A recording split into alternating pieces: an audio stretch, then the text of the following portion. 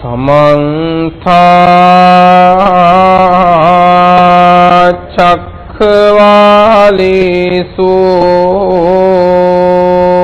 अत्रा गच्छन्तु देवता सद्दम्मं मुनिराजस्य सुनन्तु सग्गमुक्तं धम्मश्रवण कालो अयं भदन्ता धम्मश्रवण कालो अयं भदन्ता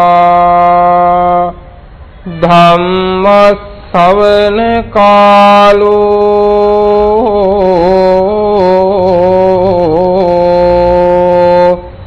अयं भदन्ता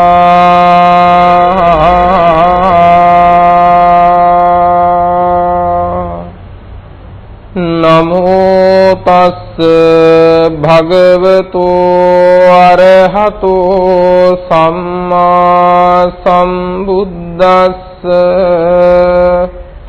नमो तस्स भगवतो अरहतो सम्मा सम्बुद्धस्स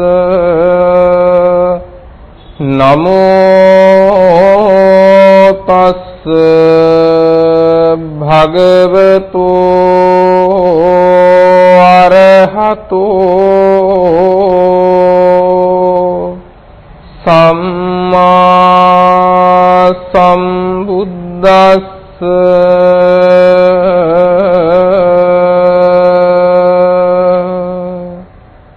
मरण सति भिक्खवे भावेत मरण सति भिक्खवे भाविता बहुली कथा महत्फला होति महानिसंसा अमतो गदा अमत पर्योसानाति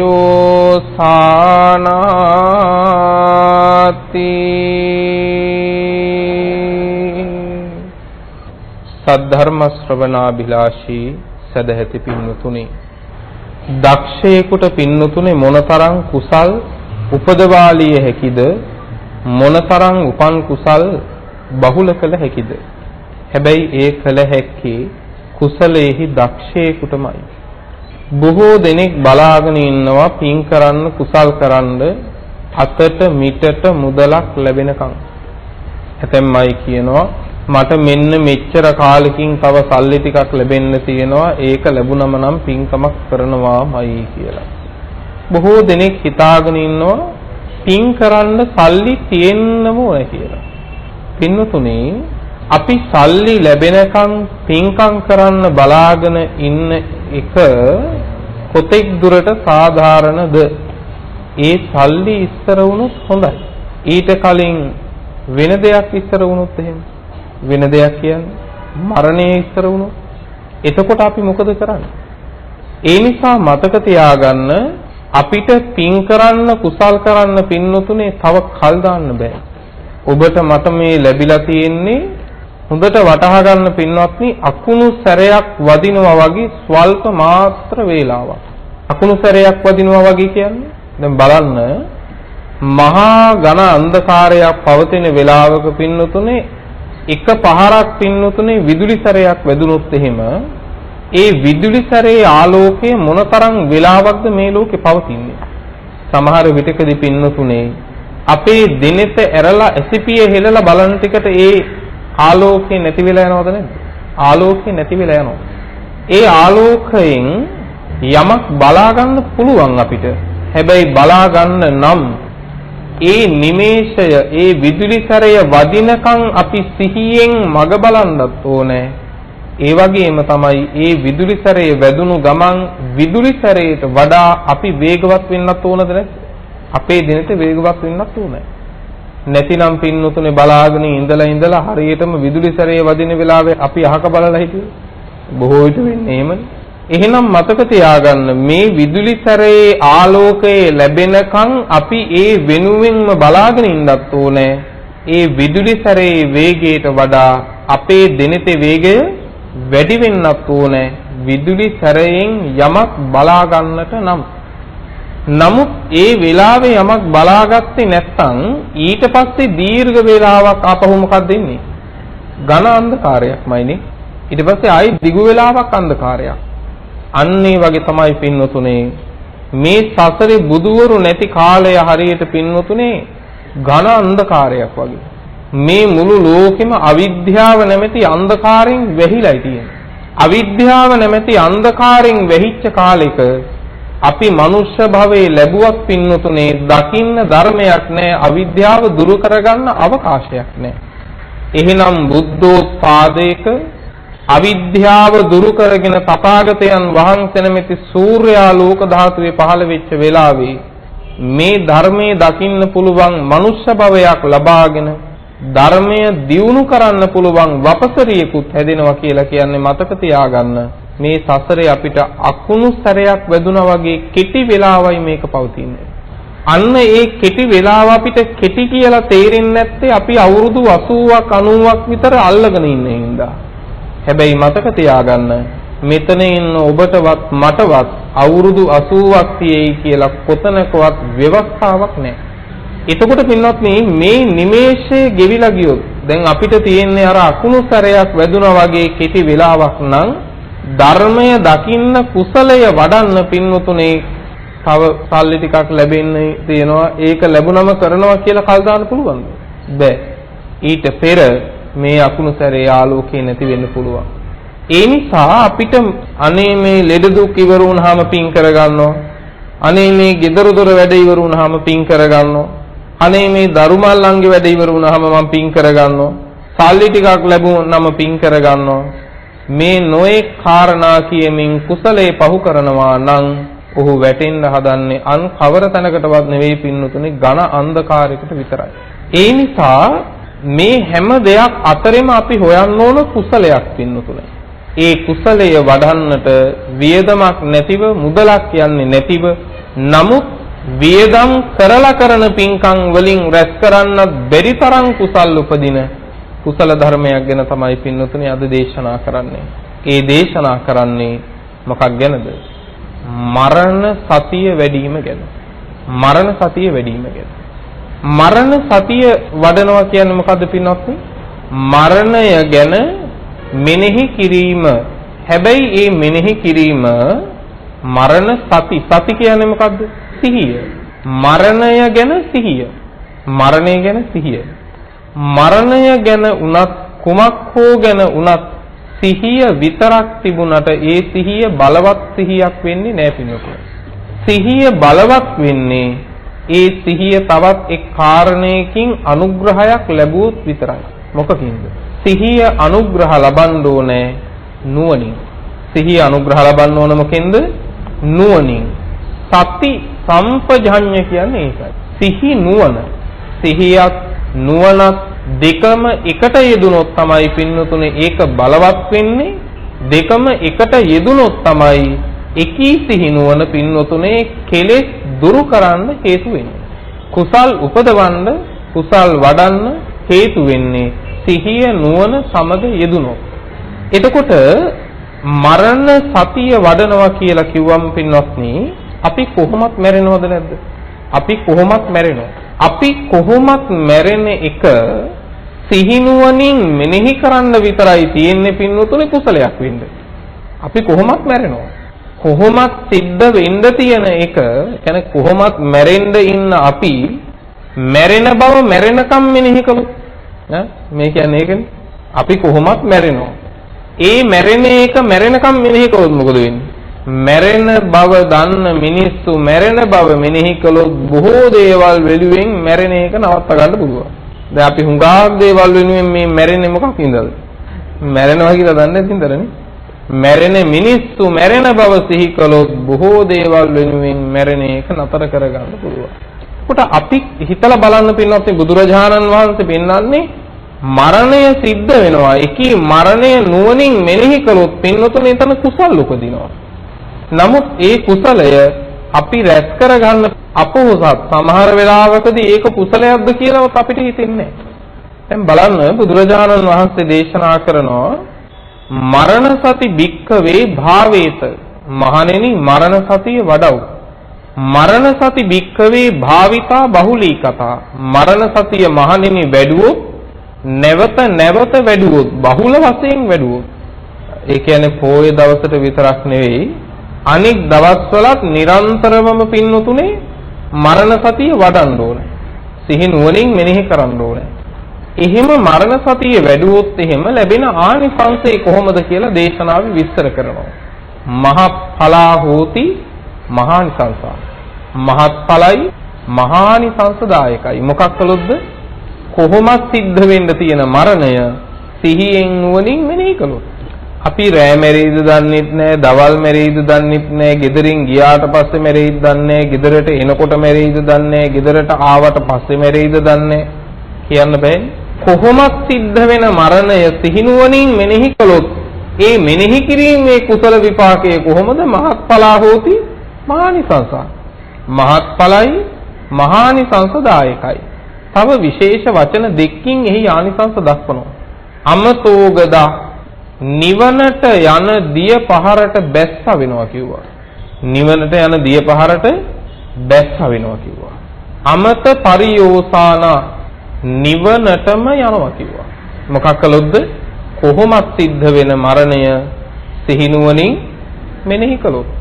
මහත්ඵලයි මහානිසංසදායකයි නිවන කරා යන දිය පහරට බැස්ස වෙනවා. ඒකාන්තෙන් නිවනටම යනවා.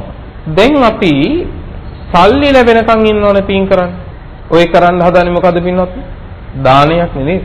අපි හිතමු දානයක් දෙනවා. දානයක් දුන්නම දානේ ආනිසංස කොහොමද දේශනා කරන්නේ? මේ දුන්න දානේ ආනිසංස මහත්ඵලයි මහානිසංසදායකයි කියනවා. හැබැයි ඔබ කවමදාකවත් අහලා තියෙනවද ඒ දානයේ ආනිසංස දේශනා කරන තැන ඉතිරි වචන දෙක විස්තර කරනවා? නිවන කරා යන දිය පහරට බැස්ස වෙනවා නිවනටම යනවා කියලා. එහෙම එකක් අහලා නැහැ. දානයේ ආනිසංස දක්වන හැමතැනකම දක්වන්නේ මහත්ඵලයි මහානිසංසදායකයි. නමුත් කොතනකවත් දේශනා කරන්නේ නිවන කරා යන දිය පහරට බැස්ස වෙනවා නිවනටම යනවා කියලා. ඒකෙන් ඔබ වැරදි මතයක් ගන්න එපා දානයේ නිවනට හේතු වෙන්නේ නැහැ කියලා. දැන් බොහෝ දෙනෙක් ධර්මය වරදවා ගත්තම එක කාරණයකින් තීන්දුවලට එනවා. දානය නිවනට උපකාර වෙන්නේ නැතුව නෙමෙයි. එතකොට ඇයි දානයේ ආනිසංස කියද්දී නිවනට යන දිය පහරට බැස්ස වෙනවා නිවනටම යනවා කියලා දේශනා කරන්නේ නැත්තේ? ඒකට හේතුව තමයි දෙන හැම දානයක්ම කියන්න බෑ නිවනටම යනවාද කියලා. කාගේද වැරද්ද දැන්? දානේ වළඳන ස්වාමින් වහන්සේලාගේද? ඒ දානේ දීපු විදිහද? නෑ, ඔය එකකවත් නෙවෙයි. ඒ වරදක් තිබුණොත් තියෙන්නේ දායක ඔබ ළඟමයි. ඇයි? දානේ ආනිසංස හැටියට මනුෂ්‍ය ලෝකේ මානුෂික සම්පත් ලැබෙනවා කියනකොට සමහර අය ඒ දානේ ආනිසංස කියාගෙන යනකොට හිත අලව ගන්නවා කොහෙද? මනුෂ්‍ය ලෝකේ. දිව්‍ය ලෝකේ දිව්‍ය සම්පත් ලැබෙනවා කියලා චාතුරු මහරජිකාදී දෙව්ලොව විස්තර කරනකොට සමහර අයගේ සිත පිහිටුව ගන්නවා පින්නතුනේ දිව්‍ය ලෝකයක. දැන් මොකද වෙලා තියෙන්නේ? දැන් නිවනටම මේ දාණය පිහිටුවන්න පුළුවන්. නමුත් දැන් මෙයා සිත පිහිටුවගෙන කොතනද? මේ සංසාරේක නැවතුම්පලක. හරි? කොළඹින් ඉඳන් නුවරටම යන බස් එකේ හරියට වර කපලින් බැස්සා වගේ. බස් එක යනවා. බස් එකේ යනවා නම් නුවරටම යන්න පුළුවන්. නමුත් ඉතින් බහින අය බහිනවා නම් වර කපලින්. අන්න ඒ වගේ නිවන කෙරෙහිම දාණය පිහිටුවන්න පුළුවන්. නමුත් දානේ ආනිසංස අහන්න ලැබෙනකොට සමහර අය නිවන කෙරෙහි නෙවෙයි පිහිටුවා ගන්නෙ සංසාරෙම තව සැප විපාක තියෙන තැන්වල හිත නතර කරගන්නවා. ඒ නිසා දානයක ආනිසංස වශයෙන් අපිට නියත වශයෙන් කියන්න බෑ මේක නිවනටම යනවද නැද්ද කියලා. නමුත් මරණ සතිය වඩන කෙනෙක් පින්වතුනි නියතව කියන්න පුළුවන් ඒකාන්තයෙන් නිවනටම යනවා. ඇයි? මරණ සතිය වඩන කෙනෙක් පින්නතුනේ මනුස්ස ලෝකයේ මොන මානුෂික සැපගෙන අහන්න ලැබුණත් එයාගේ හිත මනුස්ස ලෝකයේ මොන සැපයකවත් පින්නතුනේ ඇලෙන්නේ නැහැ. ඇයි ඇලෙන්නේ නැත්තේ? එයා මරණ සතිය වඩන්නේ මනුස්ස ලෝකේ චක්‍රවර්ති රජ පදවි ලැබුණත් ඒ මරණ සතිය වඩන කෙනා දන්නවා චක්‍රවර්ති රජ පදවියත් මට අතාරින්න දවසක් එනවා කියලා. දිව්‍ය ලෝකයක මොන විස්තර අහන්න ලැබුණත් දිව්‍ය ලෝකයක් කෙරෙහි පින්නතුනේ සිත පිහිටන්නේත් නැහැ. ඒ මොකක් නිසාද? දිව්‍ය ලෝකයක ඉපදුනත් දිව්‍ය ලෝකේනුත් මට චුත වෙන්න දවසක් එනවා කියලා මරණ සතිය වඩන කෙනා දන්නවා. ඒ නිසා මරණ සතිය මෙතනදී වඩනකොට එයා මනුස්ස ලෝකේනුත් හිත ගලවගෙන දිව්‍ය ලෝකවලිනුත් හිත ගලවගෙන තමයි පින්නතුනේ මරණ සතිය වඩන්නේ. එයාගේ සිත ඇලෙන්නේ එකම තැනයි. ඒ තමයි පින්නතුනේ මරණය ඇති තැනක නෙමෙයි මරණය නැති තැනකමයි සිත ඇලෙන්නේ. මරණය නැති එකම තැන කොතනද? අජරාමර වූ නිවන. අජර කියන්නේ ජරාවක් නැති, අමර කියන්නේ මරණයක් නැති. එතකොට බලන්න පින්නතුනේ මරණ සතිය වඩන එක මොනතරම්නම් නිවනට උපකාරද නේ? නමුත් අපි මරණ සතිය වඩනවා. කවුරු හරි කිව්වොත් අනේ අද මැරෙයිද දන්නේ කියලා අපෝයි ඔය වගේ කතා කියන්න එපා කියනවා. අපි මරණ සතිය වඩන්නෙත් නැහැ, වඩන්න දෙන්නෙත් නැහැ. වෙන කෙනෙක්වත් මරණ සතියෙන් ඉන්නවට කැමතිත් නැහැ. නමුත් මරණය ගැන මෙනෙහි කිරීමම පින්නතුනේ මේ දුක් සහිත ලෝකේ නොඇලෙන්න උපකාරයක්. මරණ සතිය වඩන්නා වූ ක්‍රම කීපයක් තියෙනවා. අන්න ඒ ක්‍රම කීපය පිළිබඳව තමයි අද විශේෂයෙන් දේශනා කරන්නේ. පින්වතුනේ ආකාර 8ක් ඔස්සේ මරණ සතිය වඩන්න පුළුවන්. පළවෙනිම ආකාරය තමයි පින්වතුනේ වදක පච්චුපට්ඨානය. පළවෙනි එක තමයි වදක පච්චුපට්ඨානය. වදක පච්චුපට්ඨානය කියලා කියන්නේ මරණය ගැන මෙනෙහි කරන්න ඕනේ හරියට වදකයෙක් අපි පසුපසින් හැම නිමේෂයකම ඉන්නවා වගේ. දැන් බලන්න දරුණු අවිආයුධයක් අරගෙන වදකයෙක් අපි පසුපස එලවන්නේ පින්නතුනේ ආදරයකට නෙමෙයි. කන්න බොන්න දෙන්නත් නෙමෙයි. අඳින්න පළඳින්න දෙන්නත් නෙවෙයි. අපි ප්‍රියමනාප වස්තු දීලා අපිව සතුටු කරන්නද? නෑ. වදකයෙක් අපි පසුපස ආයුධයක් අරන් එලවන්නේ දැන් පහර දෙනවා කියලා. එතකොට මේ වදකයාගේ මේ අනතුර දැක්කම ඒ අනතුර දකින්න කෙනා මොකද කරන්නේ? දැන් පහර දෙයි කියලා දුවනවානේ. දැන් අපි මොකද කරන්නේ? අපි කරන්නේත් ඕකමනේ. මාරයා දැන් පහර දෙයි කියලා එක වේලක් අතාරින්න නැතුව බත් කනවා. එක බෙහෙත් වේලක් අතාරින්න නැතුව බෙහෙත් ටික බොනවා. සායනයට යන්න තියෙනවා නම් එක දවසක් අතාරින්න නැතිනොත්. පන්සලට යන්න අපිට වෙලාවක් නැති වුණත් සායනය වරද්දන්නේ. මොකද පන්සලට ගියේ නැහැ කියලා මැරෙන්නේ නැහැනේ. නමුත් සායනයට ගියොත් එහෙම වෙන්නතුනේ මේ වදකයා පහර දෙන්න පුළුවන් මාරයා. අපි ඒ තරම් හැම නිමේෂයකම පින්නතුනේ මරණ භයකද නැද්ද ඉන්නේ? පින්නතුනේ මරණ භයක. හැබැයි මතක තියාගන්න ජීවත් වෙන්න කියලා මැරෙන්නේ නැතුව ඉන්න කියලා කොච්චර බත් කෑවත් දවසක් එනවා පින්නතුනේ බත් ටික කුසේ තියෙද්දිම පින්නතුනේ මේ වදකයාගේ වදක පහර කන දවසක් එනවා. බෙහෙත් වේල බීලා තියෙද්දි ඊළඟ වේලට බෙහෙත් ටික අතේ තිබෙද්දි දවසක් එනවා මොහොතක් එනවා පින්නතුනේ මේ එකක් ගැන නොසලකා වදකයා පහර දෙනවද නැද්ද? වදකයා පහර දෙනවා. අන්න ඒ නිසා පළවෙනි ක්‍රමයක හිතන්න කියනවා වදක පච්චුපට්ඨානය. හරියට වදකයෙක් අපිට පහර දෙන්න ඉන්නවා වගේ පින්නතුනේ හැම නිමේෂයකම හිතන්න කියනවා මේ මරණය මාරය නැමැති වදකයා මොන වෙලාවෙ කොතනදී අපිට පහර දෙයිද කියලා කියන්න බෑ. අපි කාටවත් කියන්න බෑ පින්නතුනේ ඒක. ඉහළට නැගිච්ච වලාකුල් වගේ පින්නතුනේ නොනවත්වාම වලාකුල යනවනේ. ඒ වගේ නොනවත්වාම පින්නතුනේ උපන්න මිනිස්සයා මරණයට යනවා. නේද? මේ ඔබෙත් මගේ ජීවිතය හරියට ගවඝාතකාගාරයට දක්කගෙන යන පින්නතුනේ ගවයෙකුගේ වගේ. ගවඝාතකාගාරයකට ගවයෙක් දක්කගෙන යනකොට පින්නතුනේ ඒ ගවයා ඉදිරියට තියෙන අඩියක් ගානේ සිද්ධ වෙන්නේ මොකද්ද? තමන්ගේම මරණේ තමන්ට ලං වෙන එක.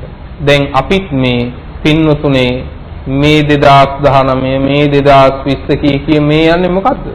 අපේම වදකාගාරයටද නැද්ද? අපේම වදකාගාරයට. ඒත් ඉතින් අපේ ස්වභාවය තමයි ගවයෝ එහෙම නොකලාට අපි මේ අනාතරතුර කේක් කපනවා පින්නත්. ගවයෝ එහෙම කරන්නේ. නමුත් අපි පින්නතුනේ දැන් 2019ට 30යි 2020ට 31යි කියලා අපි ඉතින් මේ ගව ඝාතකාගාරයට යන්නේ කේකුත් කකා. ඒ තරම් අපි මුසපත් වෙලා ඉන්නේ. ඒ තරම් අපි අයෝනිසෝ මනසිකාරයෙන් ඉන්නේ. යෝනිසෝ මනසිකාරයෙන් නෙමෙයි. ඒ තරම් අපි ප්‍රකෘති දැක්මක නෙමෙයි ඉන්නේ. විකෘති දැක්මක අපි ඉන්නේ. එතකොට මෙනෙහි කරන්න කියනවා මේ මරණය හරියට වදකෙක් වගේ කියලා. අපිට කොයි වෙලාවෙ පහර දෙයිද කියලා කියන්න බෑ. සමහර විටකදී අපිට පහර දෙයි කියලා අපි පරාණ භයේ ඉන්නකොට ළඟ ඉන්න දරුවට පහර දෙනවා. නේද? මේවනේ තියෙන්නේ අපි ඉස්සරහා. මේ හැම එකකින්ම අපි පීඩා විඳිනවා. ඔන්න පළවෙනිම ක්‍රමය මරණය ගැන අපිට හිතන්න තියෙනවා. දෙවෙනි ක්‍රමයේ කියනවා පින්නතුනේ සම්පatti විපatti වශයෙන් මෙනෙහි කරන්න කියනවා. සම්පatti විපatti වශයෙන් කියලා කියන්නේ ඕනෑම සම්පත්තියක් කියලා එකක් කෙලවර වෙන්නේ මොකක් එක්කද? විපත්තියක් එක්කනේ. හැම සම්පත්තියක්ම අපිට අහිමි වුණොත් අහිමි වෙන්නේ ඒ සම්පත්තියේ විපත්තියක් බවට පෙරලිලා. මේ S2 මොනතරම් සම්පත්තියක්ද නේ? කොච්චර දේවල් අපි මේ S2කින් ප්‍රිය මනාප රූප දැක්කද? දැන් මොකද වෙලා තියෙන්නේ? දැන් විපත්තිය ඇවිල්ලාද නැද්ද? දැන් විපත්තිය ඇවිල්ලා. දැන් පින්නතුනේ ඕන දේවත් බලා ගන්න පුළුවන්. බෑ. මේ කන් දෙකෙන් මොනතරම් දේ අපි ඇහුවද? කොච්චර සතුටු වුණාද? දැන් මොකද වෙලා තියෙන්නේ? විපත්තියෙන් කෙලවරයි නේද? විපත්තියෙන් කෙලවරයි. මේ කය අපිට කොයිතරම් පෙර නම්‍යශීලීද? දැන් මොකද වෙලා තියෙන්නේ? වාඩි වෙච්ච අයට නැගිටින්න බෑ, නැගිටගත්තු අයට ආය වාඩි වෙන්න බෑ. විපත්තියට වැටිලාද නැද්ද? විපත්තියෙන් කෙලවර වෙලා. ඉස්සර බොහොම හොඳට ඕන දුකක් උහුලා ගන්න, දරා ගන්න නිරෝගීකම් තිබුණා. අද ශරීරයේ බලපු තැන පින්නතුනේ වේදනා දුක් පීඩාද නැද්ද? දුක් පීඩා විපත්තියකට වැටිලා නැද්ද? විපත්තියකට වැටිලා. මේ හැම වියපත් අම්මා කෙනෙකුටම තාත්තා කෙනෙකුටම ලස්සන තරුණ කාලයක් තිබුණා. එදා ඒ තරුණ සම්පත්තිය අද කෙලවර වෙලා තියෙන්නේ මොකෙන්ද? විපත්තියෙන්නේ. එහෙනම් මතක තියාගන්න ජීවිතය කියන්නේ සම්පත්තියක්. ඔය ජීවිතේ නැමැති සම්පත්තිය කෙලවර වෙනවා මොකෙන්ද? මරණය නැමැති විපත්තියෙන්. හා යොබ්බනා ජරා අන්තා හැම කෙනෙක්ගේම යෞවනකම ජරාවෙන් තමයි කෙලවර වෙන්නේ. යෞවනකමේ ඉන්නකම් මේක තේරෙන්නේ නැහැ. ඒ නිසා ජරාවටපත් වෙච්ච අයත් අපි ඈත් කරනවා. හරියට එයා ජරා වුණාට මං ජරා වෙන්නේ නැහැ වගේ. අපි ජරාවටපත් වෙච්ච අය බැහැර කරන්නේ අපි ජරාවටපත් වෙනකන් විතරයි. එක හා යොබ්බනා ජරා අන්තා. ඊළඟට බලන්නකො පින්නතුනේ හා සංයෝගා වියෝගන්තා. සියලු එක්වීම මොකද වෙන්නේ? වෙන්වීමෙන් තමයි කෙලවර වෙන්නේ. පිස්සු වැටිලා විලාප තියලා වෙන් වෙන ඒවා ඔක්කොම කේක් කපලා එක් වෙච්ච ඒවා කියලා මතක කරන්න එපා. නේද? ඊළඟට කියනවා හා මතන්තා සජීවකා. හැම පණ ඇති කෙනෙක්ම ඒ ජීවිතේ කෙලවර වෙන්නේ මොකෙන්ද? මරණයෙන්මයි. එනිසා සම්පatti විපatti වශයෙන් මෙනෙහි කරන්න කියනවා. ප්‍රිය මනාප සම්පත් විපත්තියකින් කෙලවර වෙනවා. ජීවිතේ නැමැති සම්පත්තියත් නියත වශයෙන් මරණය නැමැති විපත්තියෙන්ම කෙලවර වෙනවා. ඒක එක්කෙනෙකුට දෙන්නෙකුට නෙවෙයි. සියල්ලන්ට පොදු ධර්මයක්. දෙවෙනි ඊළඟ ක්‍රමයේ පින්වත්නි තුන්වෙනි ක්‍රමයේ විස්තර කරනවා උපසංහරණ වශයෙන් මෙනෙහි කරන්න කියනවා. උපසංහරණය කියලා කියන්නේ අනුන්හා සසඳමින් මෙනෙහි කරලා බලන්න කියනවා. ඒක ක්‍රම 7කට විස්තර කරනවා. පළවෙනි එක තමයි පින්වතුනේ යසස් මහත්ව වශයෙන් මෙනෙහි කරන්න කියනවා. මේ ලෝකේ මහා යසා රාජ වරා මහා සම්මත ආදයෝ සබ්බේ මච්චු වසංපත්තා මාදිසේසු කතාවක. මේ ලෝකේ මහා යසස් ඇතිව ඉඳපු මහා සම්මතාදී රජදරුවෝ හිටියා. අවුරුදු 84000ක් විතර ආයුධනය කරපු මහා සම්මතාදී රජදරුවෝ හිටියා. මහා පිරිවර මහා යසීසුරු විඳපු. ඒ අය අද කොහෙද කියලා ඇහුවොත් ඒ අය අද කෝ කියලා ඇහුවොත් අපිට උත්තර දෙකක් නැහැනේ. අපි හැම කෙනෙකුටම දෙන්න තියෙන උත්තරය එකක්ද නැද්ද? එකක්. මොකද්ද දෙන්න තියෙන උත්තරේ? ඒ ඔක්කොම මැරුණා කියන එක. නේ? එවන් පිරිවර යසස තිබුණු මහා සම්මතාදී රජදරුවෝ මැරුණා නම් මං ගැන කවර කතාද කියලා මෙනෙහි කරන්න කියනවා. ඒක තමයි කියන්නේ යශස් මහත්ව වශයෙන් උපසංහරණය කරන්න කියලා. එහෙම අයත් මැරුණා. මං කොහොමද බේරෙන්නේ කියලා.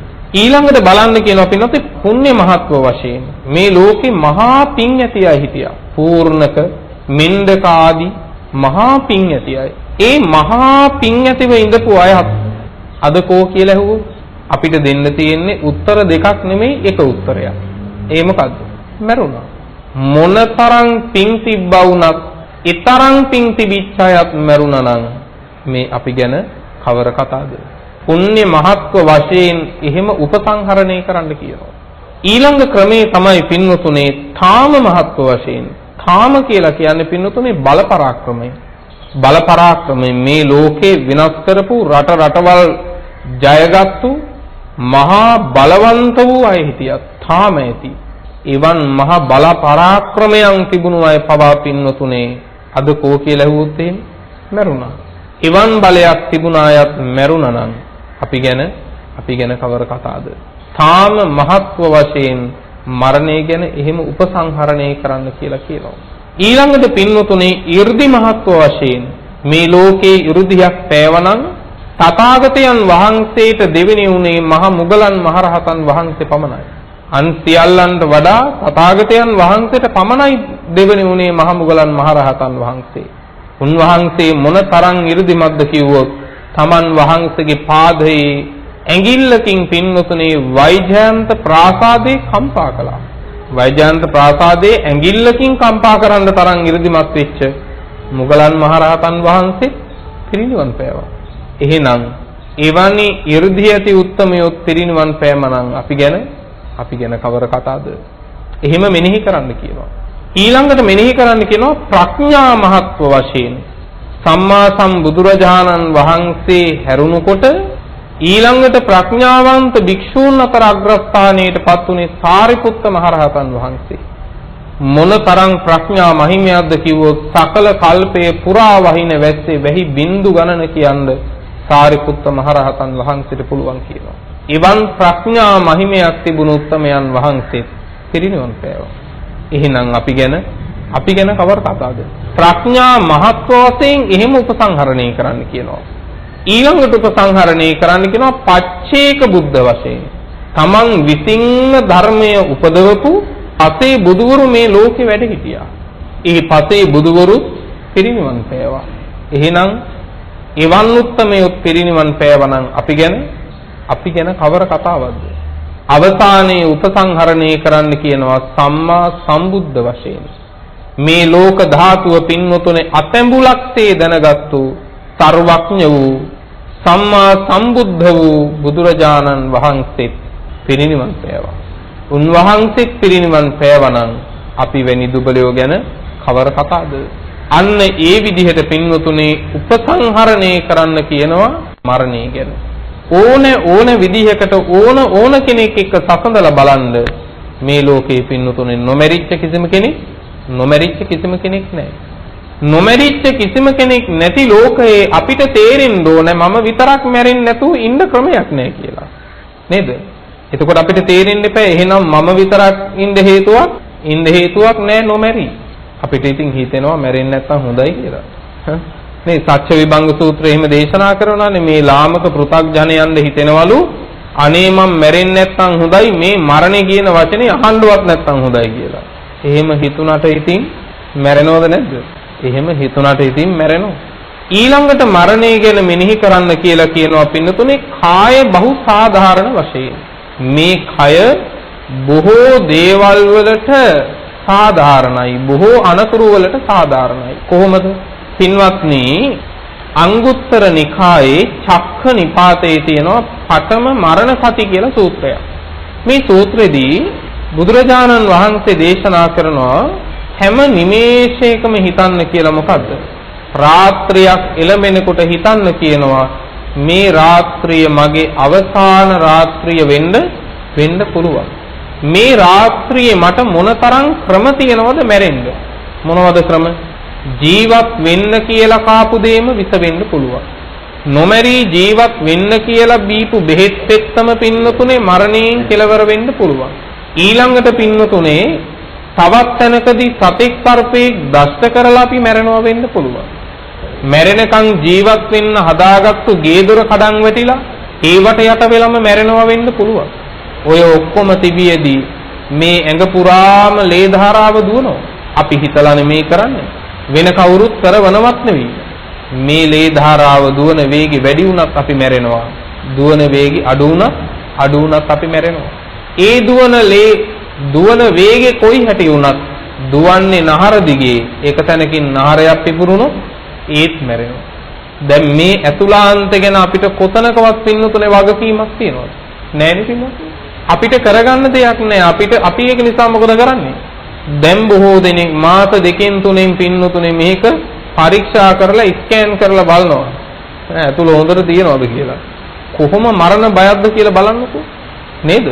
ඊට පස්සේ යාන්තමින් හරි උපද්‍රවයක් නහරයක් බ්ලොක් වෙයි කියලා දැනෙනවා නම් මොකද කරන්නේ? මෙහි ඉඳන් දුවනවා බෙහෙත් බොනවා නේද? කොහොම මරණ බයක්ද කියලා හිතන්න බලන්න පින්නත්. අන්න ඒක මෙනෙහි කරන්න කියලා කියනවා. මේ පණුව කොච්චර ඉන්නවද නේ?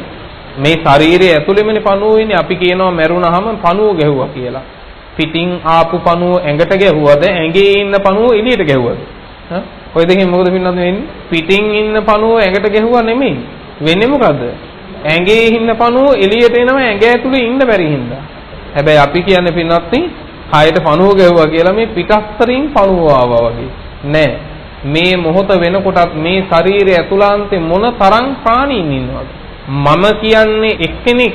නමුත් මම කියන කෙනා තුල තව කොච්චර ඉන්නවද? එතකොට ඔය සත්වය උපදින්නේ කොහෙද? ජාතික රෝහලේ නෙමෙයි. ඔය හැම සත්වයකම උපදින්නේ මොකේද? අපේ මේ කය ඇතුළෙමයි. එහෙමනම් මේක ප්‍රසූතාගාරයක්ද නැද්ද? මේක ප්‍රසූතාගාරයක්.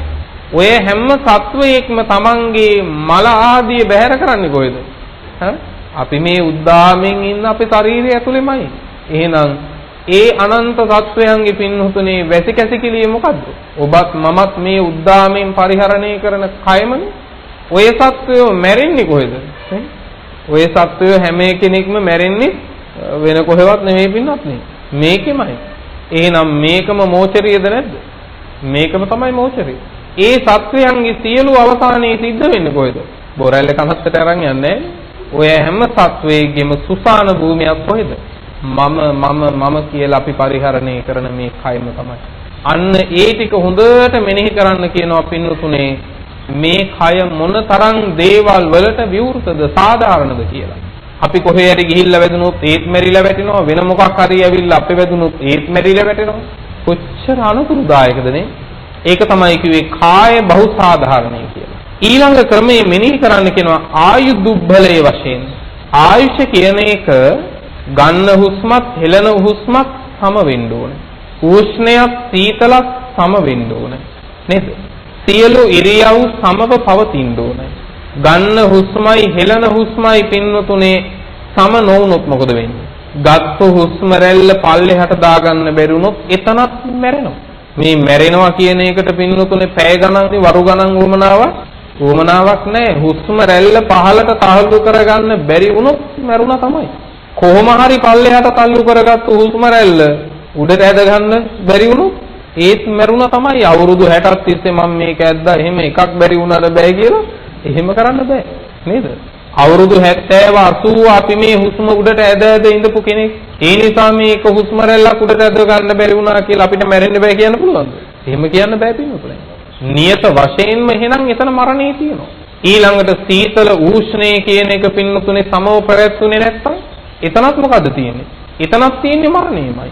එහෙනම් මතක තියාගන්න මේ ජීවත් වෙනවා කියලා කියන්නේම පින්නතුනේ එක අතකින් බලනකොට නොමැරි මැරෙන එකක් නේද? අපි හැම වෙලාවකදීම මේ හැම උත්සාහයක්ම දරන්නේ මේ ජීවිතේ පවත්ව ගන්න. ඒක හරි වෙහෙසක්. දුර්වලයි පින්නතුනේ. මේක බලවත් එකක් නෙවෙයි මේ ජීවිතේ කියන්නේ. හරි අමාරුවෙන් පරිහරණය කරන්නේ. ඊළඟට මරණය ගැන මෙනෙහි කරන්න කියලා කියනවා අනිමිත්ත වශයෙන්. අනිමිත්ත කියලා කියන්නේ නියමයක් ව්‍යවස්ථාවක් නැති කාරණා වශයෙන්. කොහොමද?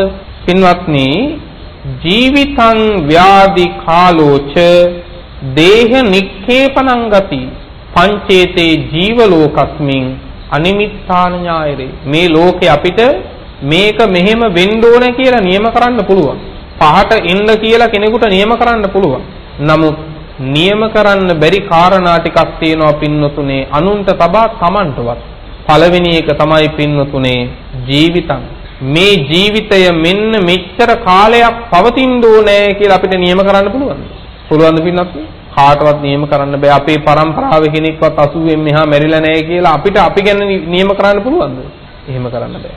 එහෙනම් බලාගෙන ඉන්න තියෙන්නේ කොයි වෙලාවෙ මැරෙයිද කියන්නේ? කොයි වෙලාවෙ මැරෙයිද කියන්න බෑ. නියමයක් නෑ මේ ජීවිතය ගැන. ව්‍යාධි මේ ලෙඩ හැදෙයි මේ ලෙඩ හැදිලා මැරෙයි කියලා අපිට කියන්න පුළුවන්ද? අපිට එහෙම කියන්න බෑ. අපි සමහර වෙලාවකදී කියනවා පරම්පරාවේවත් අපි අහපු නැති ලෙඩන්නේ මේක කියලා. නේද? ඒත් අපිට කියන්න බෑ මේ කය ඒ තරම් ලෙඩ රෝග වලට පින්නතුනේ විවෘතයි. හරියට කුරුල්ලන්ගේ කුරුළු කූඩුව වගේ. රෝග නැමැති කුරුල්ලන්ගේ කූඩුව මොකද්ද? ඔබත් මමත් පරිහරණය කරන මේ කය.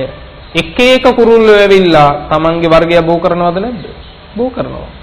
එහෙනම් මතක තියාගන්න මේ ලෙඩ හැදෙයි මේ ලෙඩ හැදින්නේ නැහැ කියලා අපිට කොහෙවත් නියමයක් නැහැ.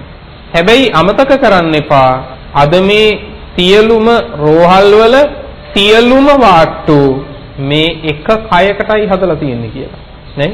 ජාතික රෝහලේ යම් තාක් වාට්ටු තියනවද ඒ තාක් වාට්ටු මේ බඹයක් පමණ ශරීරයකට නේද? එතන ලෙඩේ නම් ඒ වාට්ටුවට මෙතන ලෙඩේ නම් මේ වාට්ටුවට ඒ දෙකම නොවි වෙන ලෙඩක් නම් වෙන වාට්ටුවකට පහසුද මේක පවත්වන්න? ඔසුසලකට ගොඩ වුණාම යම් තාක් බෙහෙත් කඳු ගහලා තියනවද? ඔය තාක් කඳු ගහපු බෙහෙත් මොකකටද? මේ බඹයක් පමණ ශරීරයකට නේද? හිතලා බලන්න මේවා. දැන් මොන ලෙඩ හැදෙයිද කියලා අපිට කියන්න බෑ. කාලෝච මේ කාලේ කියන්නේ තරුණ කාලේ මැරෙනවද? මැදි වයසේදී මැරෙනවද? අපිට එහෙම කියන්නත් බෑ. ඒකටත් නියමයක් නැහැ. ඊළඟට දේහ නික්කේපණය මේ දේහය මෙතන වැටෙයි කියලා සමහර වෙලාවකදී පින්නතුනේ මෙහි උපන්න කෙනෙක්ගේ දේහය පිට රටක වැටෙන්නේ. පිට රටක උපන්න කෙනෙක්ගේ දේහය සමහර විටකදී මේ රටේ වැටෙන්නේ. මේ විදිහට පින්නතුනේ අපිට ඒක නියමයක් කරන්න බෑ. අවසාන එක තමයි ගති. මැරිලා මෙන්න මෙතනයි උපදින්නේ කියලා කියන්න පුළුවන්. ඒක නියම කරන්නත් බෑ. මෙන්න මේ පහ පින්නතුනේ මේ ලෝක ධාතුවේ තියෙන නියමයක් කරන්න බැරි ව්‍යවස්ථාවක් නැති කාරණා. අනිමිත්ත වශයෙන් තමන්ගේ මරණය ගැන මෙනෙහි කරන්න කියලා කියනවා. ඊළඟ කාරණේ කියනවා පින්නතුනේ අද්ධාන පරිච්ඡේද වශයෙන්. අද්ධාන පරිච්ඡේදය කියලා කියන්නේ මෙන්න මේ කාලේ මිනිස්සුන්ගේ ආයුෂ අවුරුදු 75ක් විතර කියලා අනුමාන කරනවා සමහරු. නමුත් අනුමාන කරන කෙනා 75ක් ඉඳී කියලා කියන්න පුළුවන්ද? අනුමාන කරන කෙනා සමහර වෙලාවකදී 50න් මැරෙන්නත් පුළුවන්. මිනිස්සු 100 දෙනෙක් අරගෙන අපි 100 දෙනාට සාපේක්ෂව බලනවා මේ කාලේ මෙන්න මෙච්චරක් ජීවත් වෙන්න ඕන කියලා. නමුත් ඒක එහෙමම වෙනවද? ඒක එහෙමම වෙන්නේ නැහැ. කුසේදිත් මැරෙනවා නේද? ළමා කාලෙත් මැරෙනවා. සමහර විටකදී 100 දෙනෙක් අරගෙන පරීක්ෂා කරලා නියමය කරපු කෙනා ඔක්කොටම කලින් මැරෙනවා වෙන්නත් පුළුවන්. එහෙම කියන්න බෑ මේ කාලේ මෙන්න මෙච්චරයි ආයුෂයක් කියලා එහෙම කියන්න අමාරුයි පින්නතුනේ. එහෙම කියන්න බෑ. ඊට කලිනුත් සත්වය මැරෙනවා. අද්ධාන පරිච්ඡේදය කියන්නේ ඒක. අවසානයේ මෙනෙහි කරන්න කියනවා පින්නතුනේ කන පරිත්ත වශයෙන් ක්ෂණයක් පාසා මරණය ගැන දකින්න කියනවා. ඒ කියන්නේ එක හුස්ම රැල්ලක් අරගෙන ඊළඟ හුස්ම රැල්ල හෙලනකොට හුස්ම රැල්ල ගත්තු කෙනා මැරිලා ඉවරයි කියලා දකින්න ඕනේ. ඒ හෙලපු හුස්ම රැල්ල අතෑරලා ආයේ උඩට අදිනකොට එතකොට තේරුම් ගන්න ඕන උඩට අදින ටිකේදී පහළට හෙලපු කෙනා මැරිලා ඉවරයි කියලා. එහෙනම් ක්ෂණයක් පාසා සිද්ධ වෙන මරණයක්ද නැද්ද මේක? ක්ෂණයක් පාසා සිද්ධ වෙන මරණයක්. හරියට මොන වගේද? ගංගාවක් ගලා බහිනවා වගේ. හැම නිමේෂයකම අපි බලන බැල්මට මේක කැලණි ගඟ කියලා කිව්වට කැලණි ගඟ අමතක කරන්න එපා. කැලණි ගඟ කියලා වරක් කියනකොට ඒ ගඟේ තිබුණු දිය කඳක් මහ මුහුදට ගිහිල්ලා ඉවරයි කියලා. නොනවත් වාම ගලා බහින දිය කඳකට අපි කියනවා කැලණි ගඟ කියලා. නමුත් කැලණි ගඟ කියලා එකක් නැහැ. තියෙන්නේ එක දෙයයි ගලා බහින දිය කඳක් විතරයි. මම කියලා කිව්වට තියෙන්නේ මොකද්ද ඇත්තටම බලපුවාම? ඉපදිලා මැරෙනකන් නිමේෂයක් ගානේ මෙරි යන කෙනෙකුට අපි කියනවා මම කියලා. අන්තිමේදීම මැරිලත් ඉවර වෙනවා. මල් පරවෙන්න පටන් ගන්නෙ කවද්ද කියලා ඇහුවොත් මතක තියාගන්න මල් පරවෙන්න පටන් ගත්තේ පින්නතුනේ පිපුණු දා ඉඳලා නෙමෙයි. මල් පරවෙන්න පටන් ගත්තේ පිපෙන්න පටන් ගත්තු දා ඉඳලා. නේද? පිපෙන්න පටන් ගත්තු දා ඉඳලානේ මල පරවෙන්න පටන් ගන්නේ. නමුත් අපි හිතන්නේ පිපුණු තැන ඉඳලා තමයි පරවෙන්නේ කියලා. නෑ. පිපෙන එකත් පරවීමේම කොටසක්. අඹ නරක් වෙන්න පටන් ගත්තේ කවද්ද කියලා ඇහුවොත් ඉදුණු දා ඉඳන් කිව්වොත් වැරදි. එහෙනම් කවදද? අඹ මලක් හැටියට ඇවිල්ලා එතන ඉඳලම නේද පින්නතුනේ මේ අඹ ගෙඩි නරක් වෙනකම්ම පින්නතුනේ ආපු ගමන ආවේ. එහෙනම් අපි වයසට යන්න පටන් ගත්තේ කවද්ද කියලා ඇහුවොත් එහෙම තරුණ වයසටපත් වෙච්ච දා ඉඳලාද? නෑ. උපන් දා ඉඳලාමයි. එහෙනම් මැරෙන්න පටන් ගත්තේ කවද්ද?